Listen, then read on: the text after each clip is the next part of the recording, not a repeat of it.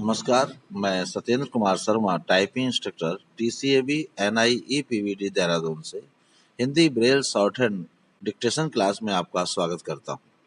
तो शुरू करते हैं। हिंदी डिक्टेशन गति 60 शब्द प्रति मिनट। भारत में लोकतंत्र का भविष्य।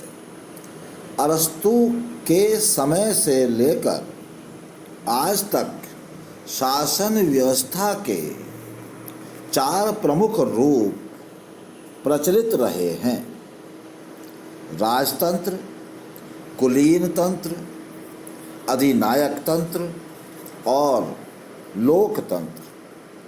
राजतंत्र और कुलीन तंत्र जनसाधारण के हित में कार्य न करके कुछ विशेष व्यक्तियों या वर्ग विशेष के हितों पर ही अपना ध्यान केंद्रित करते हैं। अधिनायक तंत्र या तानाशाही में भी संप्रभुता एक ही व्यक्ति में निहित होती है और शासन कार्य सत्ताधारी व्यक्ति की इच्छानुसार ही चलता है। इन तीनों प्रणालियों में शासक वर्ग जनता के प्रति उत्तरदायी नहीं होता। फलस्वरूप वह निरंकुश हो जाता है और शासन शक्ति का दुरुपयोग होने लगता है। इन तीनों के विकल्प के रूप में लोकतंत्र का उदय हुआ, जिसमें शासन जनता द्वारा निर्वाचित प्रतिनिधियों के द्वारा किया जाता है।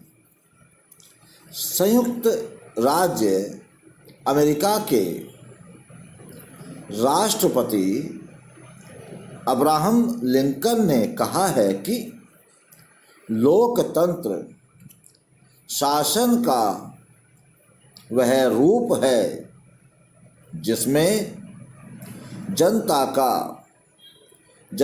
के द्वारा और जनता के लिए शासन हो। हम कह सकते हैं कि लोकतंत्र की 3 विशेषताएं होती हैं: जनता का प्रतिनिधित्व, जनता के हितों का रक्षण, जनता के प्रति उत्तरदायित्व। लोकतंत्र के इन्हीं गुणों से अभिभूत होकर स्वातंत्र्य आंदोलन से जुड़े नेताओं एवं बुद्धिजीवियों ने अंग्रेजी सत्ता की स्थापना के पूर्व चल रहे राजतंत्र को पुनः स्थापित करने पर विचार तक नहीं किया।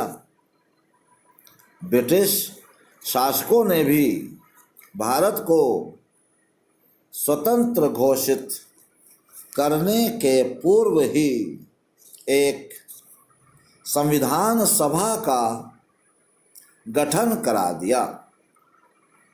संविधान सभा ने स्वतंत्रता प्राप्ति के लगभग 2.25 वर्ष पश्चात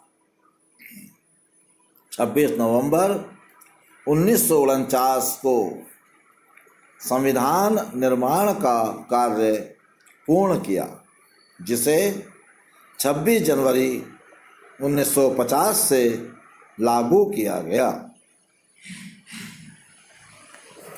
संविधान के द्वारा भारत में एक लोकतंत्रात्मक गणराज्य की स्थापना की गई और लोकतंत्र के आधारभूत सिद्धांत वयस्क मताधिकार को स्वीकार किया गया है।